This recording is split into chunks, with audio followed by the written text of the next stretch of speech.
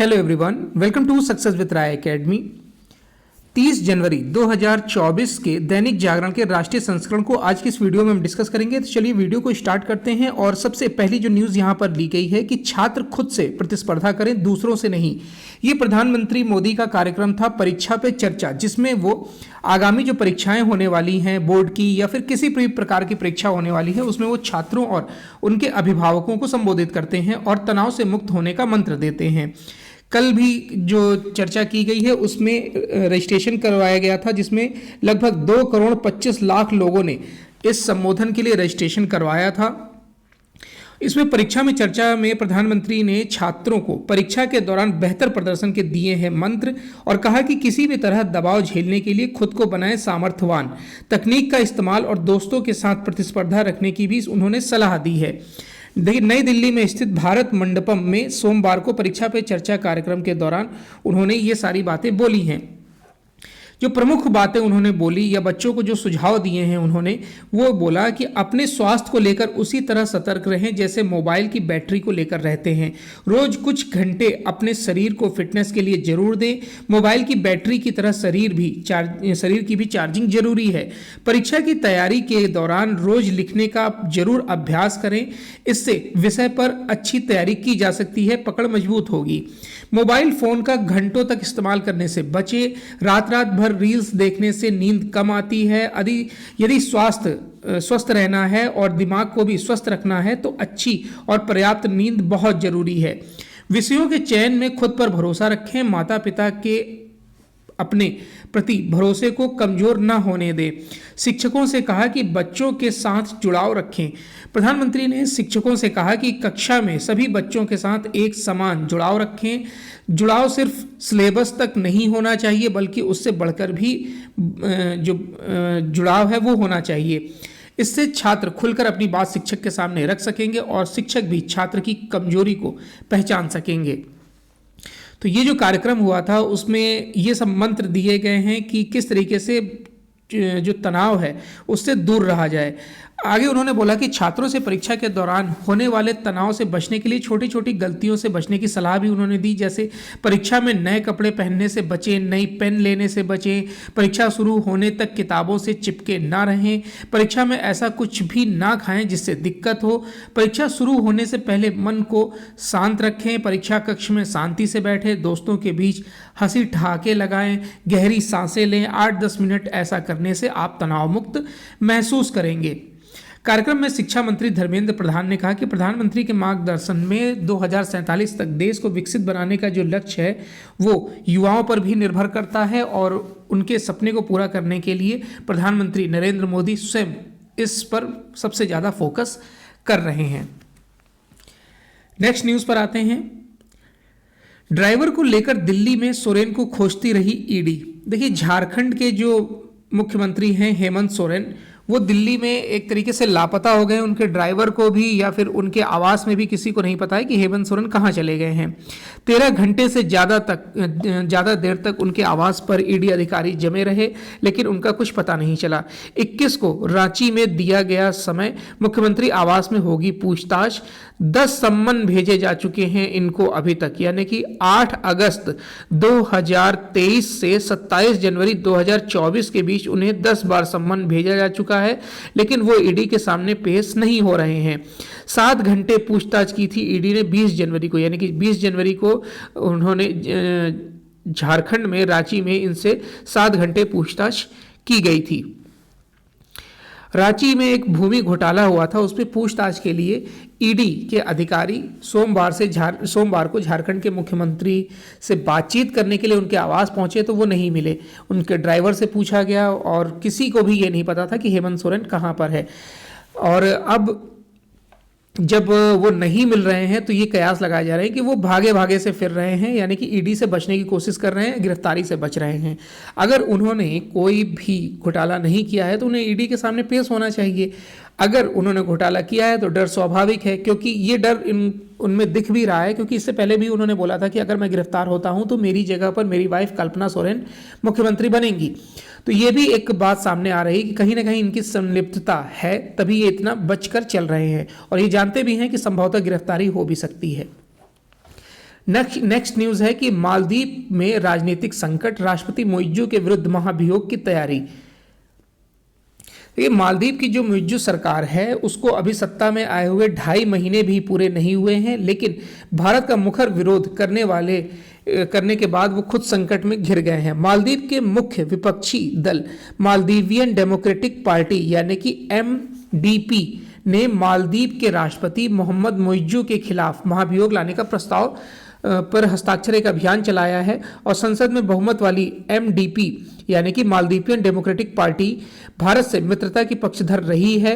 और जब इन्होंने भारत के खिलाफ जब जहर उगलना शुरू किया था तो MDP ने सबसे ज़्यादा इसका विरोध किया था और बताया था कि भारत हमारा मित्र राष्ट्र है। भारत से मित्रता का पक्षधर है MDP, इसलिए भी अब इनको हटाने की कवायद चल रही है। मालदीव की संसद में सोमवार को चीन समर्थक माने जाने वाले राष्ट्रपति मोइज्जू की कैबिनेट के एक मंत्री को मंजूरी मिली और 3 अन्य मंत्रियों को नकार दिया गया। इसके बाद मोइज्जू ने इन तीनों मंत्रियों को फिर से नियुक्त कर दिया। इसके बाद गहमा गहमी बढ़ी, हाथापाई तक नौबत आई, मारपीट हुई, जिसका वीडियो सोशल मीडिया पे वायरल है। सभी देशों ने देखा कि मालदीव की संसद में क्या हो रहा है। उसके बाद अब ऐसे कयास लगाए जा रहे हैं कि जिसके पास बहुमत ज्यादा है यानी कि MDP, वो शायद इनके खिलाफ एक प्रस्ताव ला सकती है महाभियोग का और इनको हटाने की कार्रवाई शुरू की जा सकती है। मालदीव के ऑनलाइन समाचार पोर्टल देखिए यहां दिया गया है अधाहधु के अनुसार विगत रविवार को संसद में मारपीट कर संसदीय कार्रवाई को बाधित किए जाने के बाद MDP और डेमोक्रेटिक के सदस्यों ने 45 वर्षीय राष्ट्रपति के खिलाफ महाभियोग लाने का प्रस्ताव रखा है। नेक्स्ट है केंद्रीय मंत्री शांतनु का दावा, 7 दिनों में देश में लागू हो जाएगा CAA। लोकसभा चुनाव से पहले संशोधित नागरिक कानून सिटीजन अमेंडमेंट एक्ट के क्रियान्वयन की खबरों के बीच केंद्रीय मंत्री शांतनु ठाकुर ने दावा किया है कि सप्ताह भर के भीतर ये कानून देश में लागू कर दिया जाएगा। मतुआ समुदाय के नेता हैं ये और उत्तर 24 परगना जिले के बनगांव से भाजपा सांसद हैं ये, और उन्होंने 24 परगना जिले के काकद्वीप में एक सार्वजनिक रैली में कहा कि CAA लागू करने में कोई संशय नहीं है। CAA के क्रियान्वयन पर ठाकुर का दावा है कि इसी महीने की किसी भी तारीख को इसे लागू किया जा सकता है और लोकसभा चुनाव से पहले इसे पूरे देश में लागू कर दिया जाएगा। इससे पहले दिसंबर में बंगाल के दौरे पर आए गृह मंत्री अमित शाह ने भी CAA को देश का कानून बताते हुए कहा था कि इसे लागू होने से कोई नहीं रोक सकता है। इधर तृणमूल कांग्रेस के प्रवक्ता कुणाल घोष ने कहा कि हमारी पार्टी सुप्रीमो ममता बनर्जी ने स्पष्ट रूप से कहा है कि बंगाल में CAA किसी भी हाल में लागू नहीं हो पाएगा। CAA यानी सिटीजन अमेंडमेंट एक्ट को लेकर अलग से एक वीडियो बनाया जाएगा जिसमें संपूर्ण जानकारी दे दी जाएगी आपको। CAA है क्या, ये क्यों पारित होने में बाधा आ रही है, क्यों इसका विरोध हो रहा है और क्यों इसे पारित होना जरूरी है, ये सभी बातें हम उस वीडियो में कवर कर लेंगे। नेक्स्ट न्यूज़ पर आते हैं। कांग्रेस पर भारी पड़ सकती है नीतीश की दुश्मनी। देखिए, बिहार, झारखंड और उत्तर प्रदेश में सामाजिक समीकरण के मोर्चे पर क्षति की आशंका है। नीतीश के फैसले ने क्षेत्रीय दलों का महत्व बढ़ाया है और कम सीटों पर समझौते को कांग्रेस को विवश कर दिया है। 50 से बढ़कर आरक्षण के दायरे को जो उन्होंने 75% कर दिया है। नीतीश खुद पिछड़ों के एक हमदर्द नेता के रूप में जाने जाते हैं। कांग्रेस की चुनौतियां जितनी विकट होती जाएंगी, भाजपा की मनोवैज्ञानिक बढ़त उतनी ही बढ़ती और मजबूत होती जाएगी। भाजपा और जदयू का जो गठबंधन बना है उससे लोकसभा चुनाव में बिहार में विपक्ष को बहुत तगड़ा झटका लगा है और जो नुकसान हुआ है वो अब नजर भी आ रहा है। सहयोगी दलों के साथ सीटों के बंटवारे के झंझट में फंसी कांग्रेस का साथ जदयू ने ऐसे वक्त छोड़ा जब भारत जोड़ो न्याय यात्रा लेकर राहुल गांधी ने बिहार के सीमांचल में प्रवेश किया। कांग्रेस के कुछ नेताओं को आशंका है कि झटकों का सिलसिला आगे भी जारी रह सकता है। 28 दलों का कुनबा लेकर भाजपा को चुनौती देने के लिए जो चुनावी अखाड़ा बना था, जिसको इंडिया नाम दिया गया था, कांग्रेस एक अहम सहयोगी के साथ जुड़ चुका, मतलब उसमें जुड़ा था। और इतनी बड़ी पार्टी छोटी क्षेत्रीय दलों के साथ अगर आई थी तो कहीं ना कहीं डर था 2024 के चुनावों को लेकर, जिसे वो दूर करना चाहती थी। आगे इसमें बताया गया है कि दूसरी क्षति बिहार, उत्तर प्रदेश एवं झारखंड में भाजपा के विरुद्ध सामाजिक समीकरण के मोर्चे पर है। नीतीश कुमार जिस कुर्मी समुदाय से आते हैं उसकी संख्या इन तीनों राज्यों में अच्छी खासी है। बिहार में जातिवार गणना एवं आरक्षण के दायरे को 50 से बढ़ाकर 75% करके नीतीश ने खुद को पिछड़ों के हमदर्द नेता की पंक्ति में आगे कर दिया है। जाहिर है कि यह ताकत अब भाजपा के साथ है। नीतीश के फैसले ने उन क्षेत्रीय दलों के महत्व को भी बढ़ा दिया है जो कि अभी तक कांग्रेस की आड़ में जकड़े हुए हैं। नेक्स्ट न्यूज है कि मंदिर पक्ष ने सुप्रीम कोर्ट से ज्ञानव्यापी सर्वे में मिले शिवलिंग की वैज्ञानिक जांच करने की है मांग। देखिए, मंदिर पक्ष ने सुप्रीम कोर्ट में अर्जी दाखिल कर ज्ञानव्यापी परिसर में सर्वे के दौरान जो शिवलिंग मिला है, जिसे मुस्लिम पक्ष फव्वारा कहता है, कि वैज्ञानिक परीक्षण पर लगी रोक को हटाने की मांग की है। साथ ही शिवलिंग की भारतीय पुरातत्व सर्वेक्षण से वैज्ञानिक जांच कराने और शिवलिंग सहित पूरे सील क्षेत्र का सर्वे कराने की मांग की है। मंदिर पक्ष की ओर से सोमवार को दोनों अर्जियां ज्ञानव्यापी परिसर में माता श्रृंगार गौरी व अन्य देवी देवताओं की पूजा अर्चना के अधिकार का मूल मुकदमा दाखिल करने वाली महिलाओं की ओर से वकील विष्णु शंकर जैन ने दाखिल किया है। इसमें यह बताया जा रहा है कि जो शिवलिंग के आसपास जो दीवार बनाई गई है वो मूल दीवार नहीं है, यानी कि जब मस्जिद बनी थी तब की ये दीवार नहीं है, ये दीवार बाद में बनाई गई है। जब ये केस जोर पकड़ने लगा उसके बाद इस दीवार को बनाया गया है।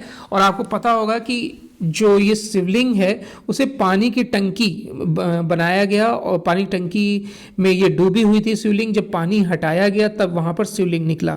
और ये जो टंकी थी उसका इस्तेमाल जो मुस्लिम पक्ष था वो वजू के लिए करता था। तो ये एक तरीके से हिंदू भावनाओं के साथ खिलवाड़ था, जिसको अब शायद सुधारने की कवायद चल रही है। केस कोर्ट में है और जो ASI की रिपोर्ट आई थी उसमें भी ये दावा कर दिया गया है कि हाँ, ये पहले मंदिर था और तोड़कर इसको मस्जिद बनाया गया था, क्योंकि कई जगह स्वास्तिक के निशान मिले हैं, कमल के फूल, देवी देवताओं की उभरी हुई आकृतियाँ मिली हैं, पिलर्स जो बनते थे पहले उन पर, और जो तहखाना जिसे बोला जा रहा है उसमें देवी देवताओं की टूटी हुई मूर्तियाँ मिली हैं। तो ये आशंका पूरी तरीके से जताई जा रही है कि हाँ, ये पहले मंदिर ही था। नेक्स्ट न्यूज़ पर आते हैं।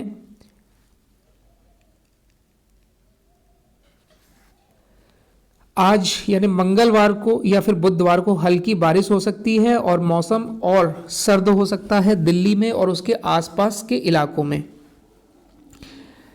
वयस्कों को टीबी का टीका लगाने के लिए घर घर सर्वे। भारतीय आयुर्विज्ञान अनुसंधान परिषद यानी ICMR और केंद्रीय टीबी डिवीजन की पहल पर टीबी की रोकथाम के लिए दिल्ली सरकार के परिवार कल्याण निदेशालय ने वयस्क लोगों को BCG का टीका देने की तैयारी कर ली है। इस अभियान के तहत दिल्ली के 5 जिलों में 18 वर्ष से अधिक के लोगों को BCG के टीके की डोज दी जाएगी। इनमें पश्चिमी, पूर्व, दक्षिण, उत्तर पूर्व और नई दिल्ली जिले शामिल हैं। इन जिलों में आशा वर्कर घर घर जाकर टीका लगाने का लोगों की सूची तैयार कर रही हैं। नेक्स्ट न्यूज पर आते हैं। सीएम का दावा, सौर पैनल लगाने वाले सभी घरों का बिजली बिल आएगा 0 और अमल होने पर व्यावसायिक उपभोक्ता का भी बिल हो जाएगा आधा। देखिए, सोलर स्कीम दिल्ली में उसकी जो खासियत है वो बता रहे थे हमारे यानी कि दिल्ली के जो मुख्यमंत्री हैं अरविंद केजरीवाल और जो बिजली मंत्री हैं आतिशी, उन्होंने बताया, अरविंद केजरीवाल ने बताया कि अभी तक दिल्ली में जो 200 यूनिट बिजली इस्तेमाल करता है उसका जो बिजली का बिल वो 0 आता है। 200 से जो 400 यूनिट बिजली यूज़ करता है उसका 50% बिल आता है और 400 से जो ज़्यादा बिजली का बिल यूनिट यूज़ करता है उसका बिल 100% आता है, यानी कि पूरा बिल आता है। अगर सोलर पैनल लगाया जाता है और आप पहले से मान लीजिए आपकी खपत 300 यूनिट है, यानी कि आप 100 यूनिट का 50% दे रहे थे। अगर आप सोलर पैनल लगाते हैं तो जो ये 100 यूनिट अतिरिक्त था आपका वो सोलर से पूरा हो जाएगा। तो यानी कि अगर 200 यूनिट यानी कि 400 यूनिट भी अगर आप यूज़ करते थे जो 50% देते थे वो भी शून्य हो जाएगा। इतनी ऊर्जा सोलर पैनल से प्राप्त की जा सकती है। तो इस तरीके से आपका जो बिजली का बिल है वो शून्य हो जाएगा और जो खर्च आएगा सोलर लगवाने में वो 4 साल में जितनी बचत होगी उससे भरपाई हो जाएगी। और एक सोलर की उम्र 20 से 25 साल बताई जाती है, कंपनियां गारंटी वारंटी लेती हैं। तो इस तरीके से बिजली का बिल आपका पूरा जीरो हो जाएगा और ये एक महत्वाकांक्षी योजना के तौर पर साबित भी हो रहा है। और उन्होंने ये भी बताया कि जो बिजली आपकी बच रही है उसे आप बेच भी सकते हैं। तो ये एक अच्छा प्रयोग माना जा रहा है जिससे लोगों का जो बिजली का बिल है वो पूरी तरीके से शून्य हो सकता है। यानी कि आप 300 यूनिट यूज करिए, 400 500 आपका बिजली का बिल शून्य हो जाएगा। औद्योगिक इकाइयों के लिए उन्होंने बोला है कि भले आपका बिल अभी मान लीजिए 10,000 आता है, लेकिन सोलर जब आप पैनल लगवा लेंगे अपने टेरेस पर तो आपको कहीं ना कहीं 50% जो बिजली है वो आपको सोलर से ही मिलने लगेगी। तो आपका जो बिजली का बिल 10,000 आता था वो जाहिर सी बात है 5,000 हो जाएगा। तो आपके कम से कम 5,000 रुपये तो इसमें बच रहे हैं। ये सब बातें अरविंद केजरीवाल ने बोली हैं। नेक्स्ट न्यूज़ है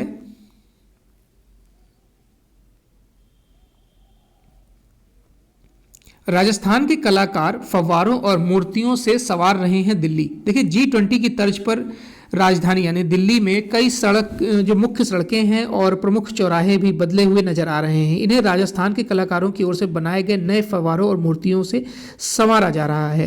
विभिन्न डिजाइनों और नाना प्रकार के पत्थरों से बने फव्वारे, मूर्तियां, पैनल और प्लांटर्स दिल्ली आना शुरू हो गए हैं। इन्हें LG VK सक्सेना की निगरानी में लगाया जा रहा है। राजनिवास अधिकारियों के अनुसार अंतर्राष्ट्रीय शिखर सम्मेलन से पहले सुंदरीकरण अभियान मुख्य रूप से मध्य दिल्ली और अंतर्राष्ट्रीय हवाई आसपास के क्षेत्रों में केंद्रित था। यानी कि इससे पहले जो G20 शिखर सम्मेलन हुआ था उससे पहले भी दिल्ली को सजाया जा रहा था, लेकिन कुछ ही क्षेत्र उसमें सीमित थे जिसको सजाया जा रहा था। लेकिन अब पूरी दिल्ली को सजाने की कवायद हो रही है, मूर्तियां लगाई जा रही हैं, फव्वारे बनाए जा रहे हैं और अच्छे अच्छे मूर्तियां बनाई जा रही हैं। जैसा आप पिक में देख रहे हैं भगवान बुद्ध की मूर्ति बनाई गई है। तो यानी कि दिल्ली बदली बदली सी नजर आएगी। चलिए नेक्स्ट न्यूज़ पर आते हैं। मैं हर चुनौती को चुनौती देता हूं, इस प्रतीक्षा में नहीं रहता कि स्थितियां सुधर जाएंगी। यह स्टेटमेंट दिया है प्रधानमंत्री मोदी ने जब वो परीक्षा पे चर्चा कार्यक्रम को संबोधित कर रहे थे। प्रधानमंत्री ने बोला कि चुनौतियों के सामने मैं हाथ पर हाथ धरे नहीं बैठ जाता हूं, ना ही इसकी प्रतीक्षा करता हूं कि स्थितियां सुधर जाएंगी, बल्कि हर चुनौती को चुनौती देता हूं। इसके चलते मुझे नया कुछ सीखने को भी मिलता है और मेरी जो मानसिक स्थिति है वो भी मजबूत होती है। जब छात्रों ने उनसे पूछा कि प्रधानमंत्री जैसी जिम्मेदारी को आप तनाव मुक्त होकर कैसे निभाते हैं, तो उन्होंने बच्चे से पूछा कि क्या तुम भी प्रधानमंत्री बनना चाहते हो। उन्होंने बोला कि चुनौतियां सबके सामने आती हैं, लेकिन अगर लाखों चुनौतियां हैं तो करोड़ों समाधान भी हैं।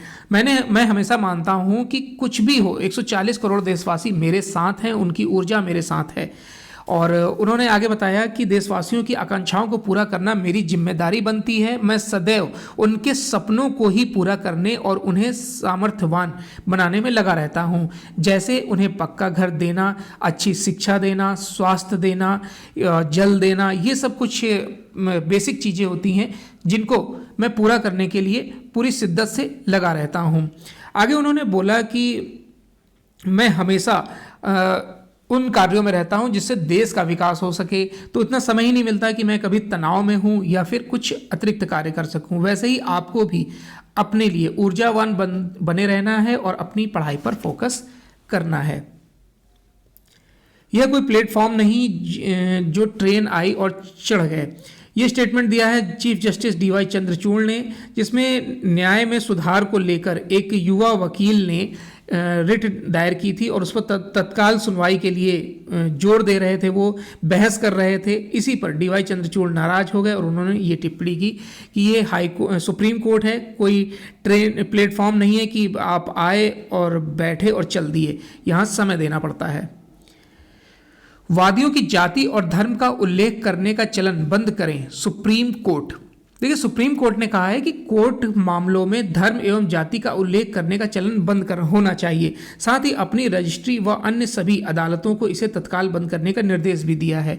जस्टिस हिमा कोहली और जस्टिस एहसानुद्दीन अमानुल्लाह की पीठ ने सभी हाई कोर्ट को यह सुनिश्चित करने का निर्देश दिया कि उनके यहाँ या उनके अधिकार क्षेत्र में अधीनस्थ अदालतों के समक्ष दायर किसी भी याचिका में पक्षकारों के मेमो यानी कि पक्षकारों के ब्यूरो में किसी भी वादी का जाति या धर्म का उल्लेख नहीं होना चाहिए। शीर्ष अदालत ने यह आदेश राजस्थान में एक परिवार अदालत के समक्ष लंबित वैवाहिक विवाद में स्थानांतरण याचिका को अनुमति प्रदान करते हुए दिया कि शीर्ष अदालत ने आश्चर्य व्यक्त किया है कि पक्षकारों के मेमो में पति और पत्नियां दोनों की जातियों का उल्लेख किया गया था। याचिकाकर्ता के वकील ने सूचित किया कि निचली अदालत में दाखिल पक्षकारों के मेमो में अगर किसी भी तरीके का परिवर्तन किया जाता है तो रजिस्ट्री इस पर आपत्ति करती है। तो ये अब नियम चेंज कर दिया गया है, यानी कि अब जाति नहीं बतानी होगी लिखित तौर पर। राज्यसभा की 56 सीटों पर चुनाव 27 फरवरी को।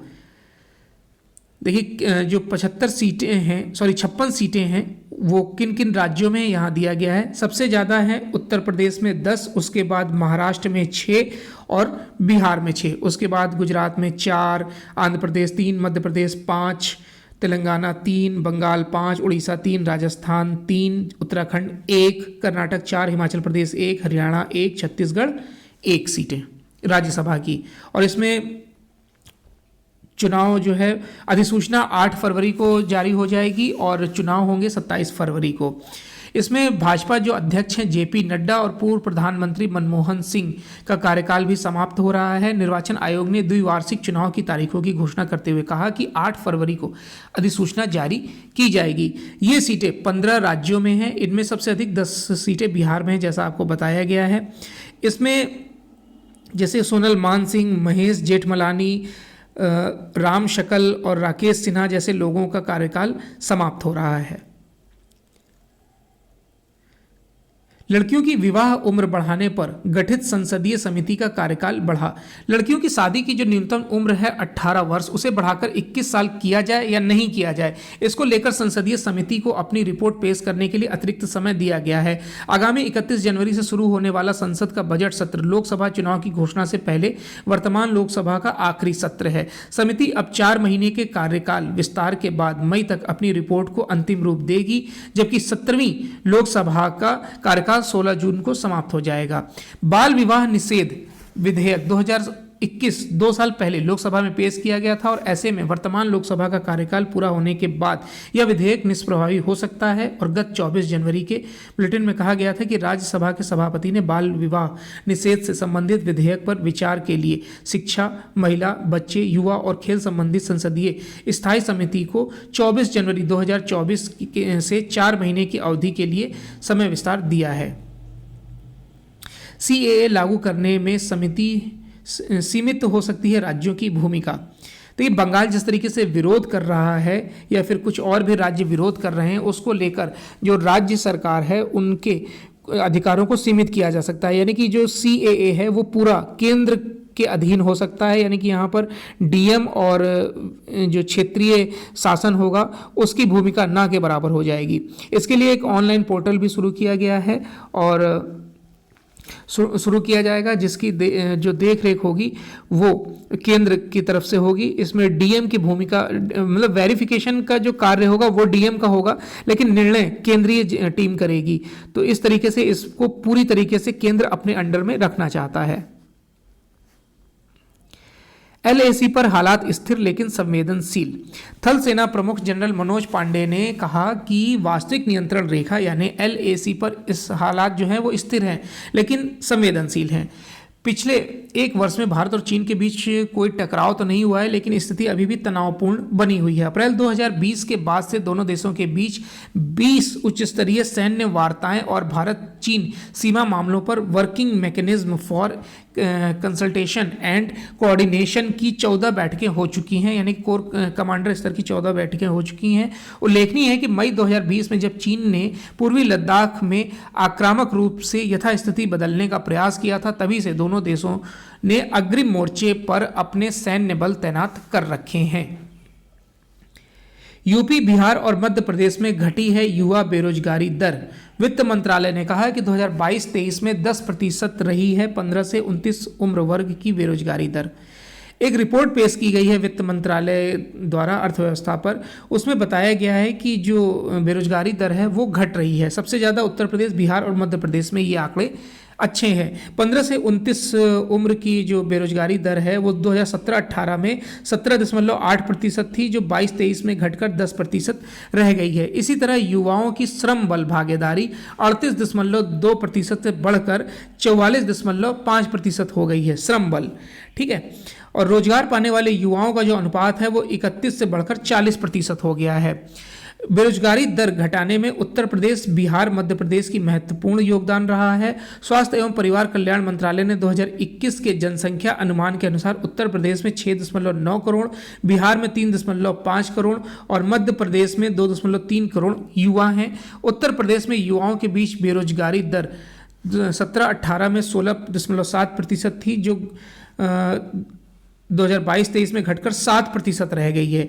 ये आंकड़े दर्शाते हैं कि बेरोजगारी दूर हो रही है। क्या सच में बेरोजगारी दूर हो रही है? ये आप कमेंट बॉक्स में जरूर बताइएगा। बीटिंग रिट्रीट समारोह में भारतीय धुनों की प्रस्तुति ने जोश भर दिया। ये विजय चौक पर सोमवार को बीटिंग रिट्रीट में सेना और अर्धसैनिक बलों के बैंड की संगीतमय प्रस्तुति के साथ गणतंत्र दिवस समारोह संपन्न हो गया।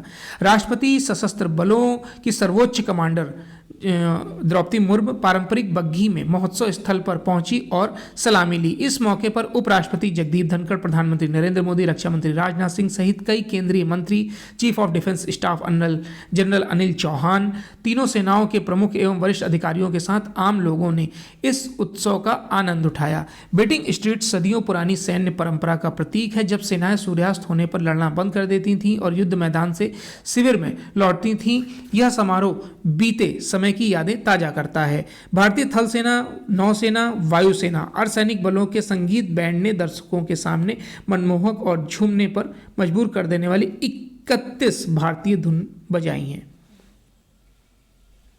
नेक्स्ट पेज है एडिटोरियल पेज। एडिटोरियल पेज में हम पहला आर्टिकल डिस्कस करने वाले हैं, संभव है एक साथ चुनाव। और इस टॉपिक को लेकर वन नेशन वन इलेक्शन एक वीडियो भी बनाया गया है चैनल पर। उसका लिंक आपको डिस्क्रिप्शन बॉक्स में मिल जाएगा। वो लिंक मैं डिस्क्रिप्शन बॉक्स में दे दूंगा, आप उसे देख लीजिएगा।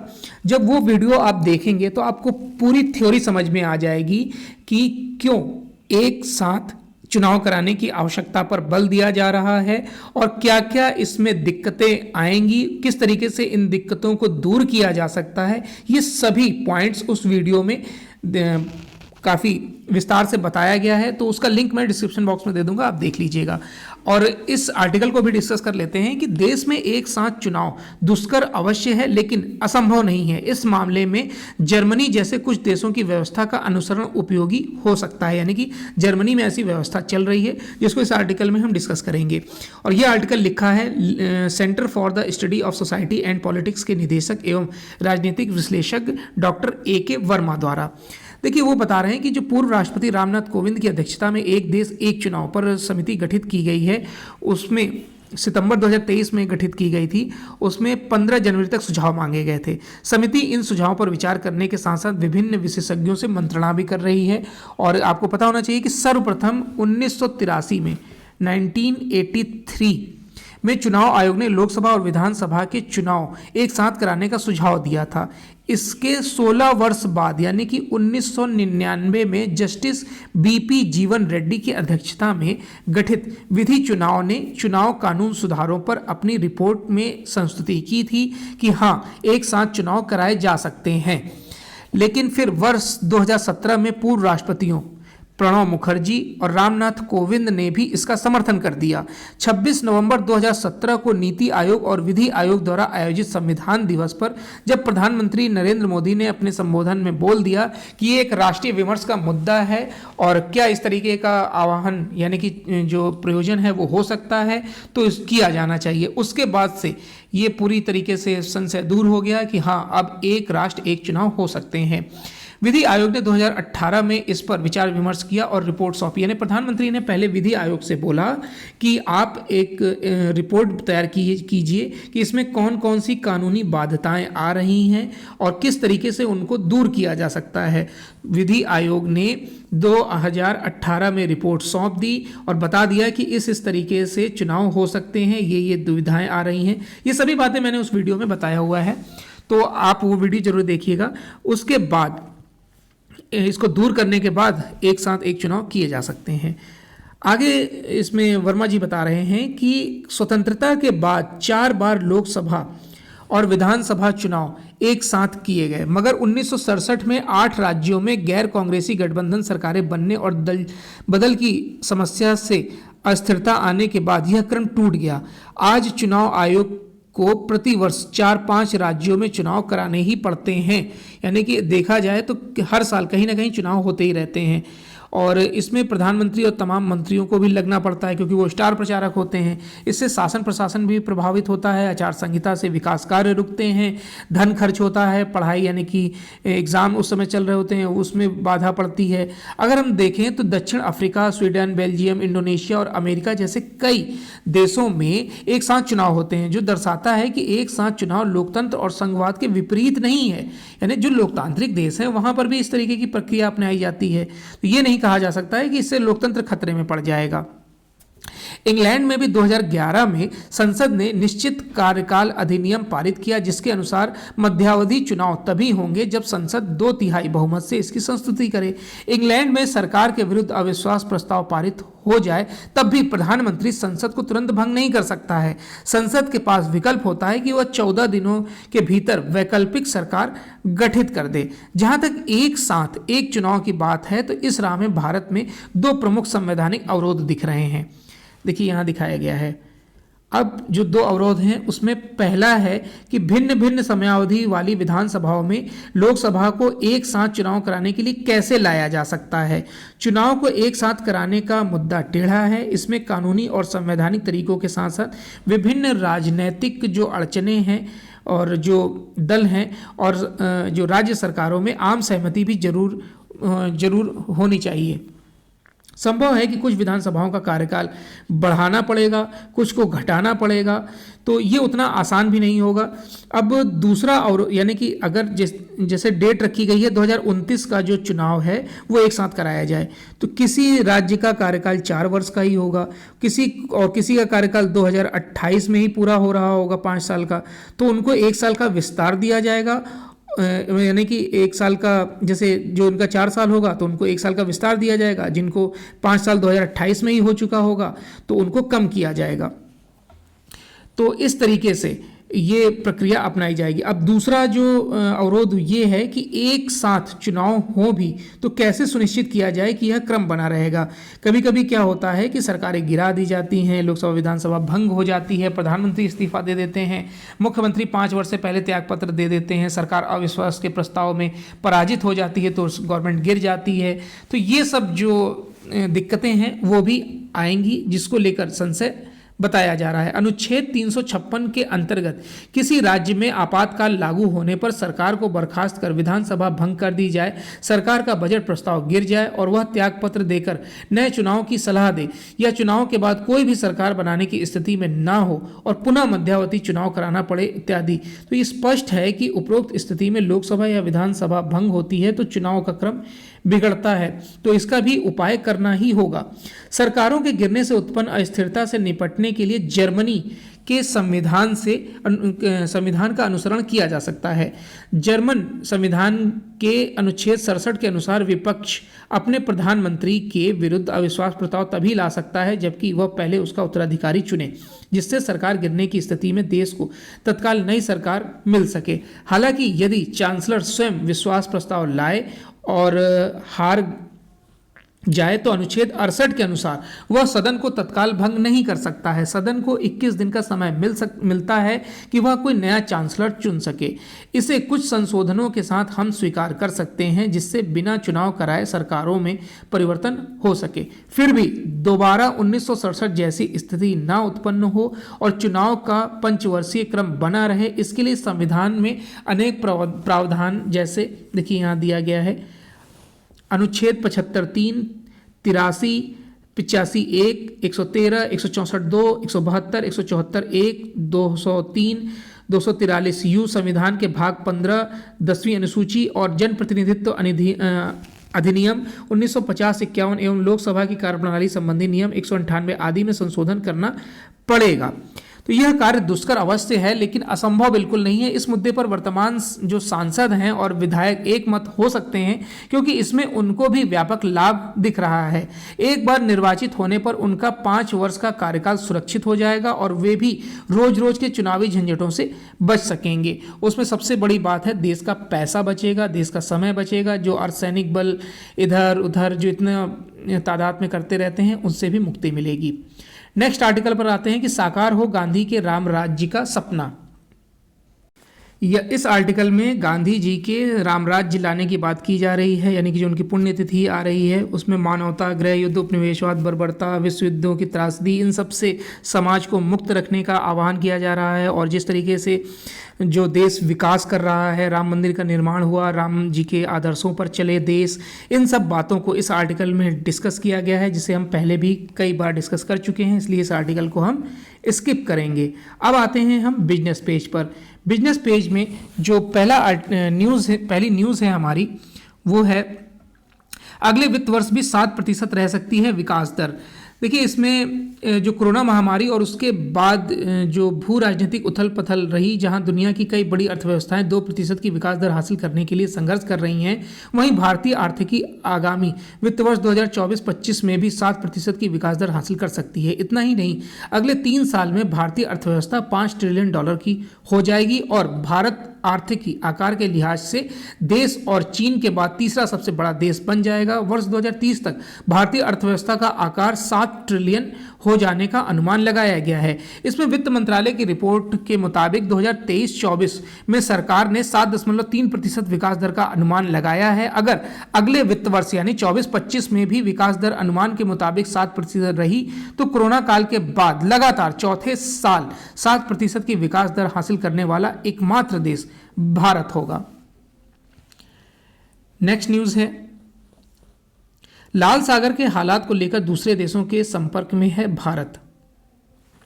देखिए जो लाल सागर क्षेत्र में हौती विद्रोहियों की वजह से हालात बिगड़ रहे हैं। भारत की जरूरत का 30% जो क्रूड इसी रास्ते से आता है, जबकि भारत अपने कुल पेट्रोलियम निर्यात का 50% इस रास्ते से भेजता है। ऐसे में भारत चिंता में तो है, लेकिन अभी तक लाल सागर में जहाज़ों के आवागमन के प्रभावित होने से देश की ऊर्जा सुरक्षा को लेकर कोई समस्या पैदा नहीं हुई है। पेट्रोलियम मंत्री जो हरदीप सिंह पुरी हैं, उनका कहना है कि इस बारे में अगले हफ्ते आयोजित इंडिया एनर्जी वीक के दौरान दुनिया के कई देशों के आमंत्रित मेहमानों और पेट्रोलियम मंत्रियों के साथ बातचीत होगी। और ये शेयर मार्केट की न्यूज़ है जिसको स्किप करेंगे। उसके बाद आते हैं इंटरनेशनल पेज पर कि बंधक समझौते पर हमास से वार्ता सकारात्मक, अमेरिका। ये इजराइल और हमास युद्ध है की न्यूज़ है जिसको स्किप करेंगे। भारतीयों के लिए अमेरिका ने रिकॉर्ड वीज़ा जारी किए हैं। देखिए भारत में अमेरिकी काउंसलर टीम ने पिछले साल 2023 में रिकॉर्ड 14 लाख अमेरिकी वीज़ा जारी कराए। भारतीयों के लिए अमेरिका वीज़ा जारी करने को यह अब तक की सबसे बड़ी तादाद है। साथ ही विजिटर वीज़ा अपॉइंटमेंट में के लिए इंतजार करने की जो समय सीमा थी उसमें 75% की कमी आई है। इसमें बताया गया कि वर्ष 2023 में भारत में अमेरिकी दूतावास और कॉन्सुलेट ने रिकॉर्ड 14 लाख अमेरिकी वीज़ा जारी किए हैं। सभी वर्गों में वीज़ा की मांग अप्रत्याशित रही। 2022 के मुकाबले पिछले साल 60% अधिक आवेदन आए हैं। ईरान से व्यापक युद्ध नहीं चाहता अमेरिका, व्हाइट हाउस। राष्ट्रपति जो बाइडेन ने कहा कि अमेरिका इस हमले का जवाब देगा। 7 अक्टूबर के बाद अमेरिकी सैन्य ठिकानों पर 150 हमले हो चुके हैं। व्हाइट हाउस ने सोमवार को कहा कि अमेरिका ईरान के साथ क्षेत्र में व्यापक युद्ध नहीं चाहता है। अमेरिकी प्रशासन का मानना है कि जॉर्डन में अमेरिकी सैनिकों को निशाना बनाने के लिए एक ड्रोन जिम्मेदार था। वहीं जॉर्डन हमले जो मामला था को लेकर राष्ट्रपति जो बाइडेन ने कहा कि अमेरिका इसका जवाब देगा। बाइडेन ने साउथ कैरोलिना में कहा कि पश्चिमी एशिया में हमारे लिए पिछली रात काफ़ी कठिन गुजरी। हमने अपने 3 बहादुर सैनिकों को खो दिया। उन्होंने कहा कि अमेरिका अपने चुने गए तरीके और समय के हिसाब से उन्हें जवाब देगा।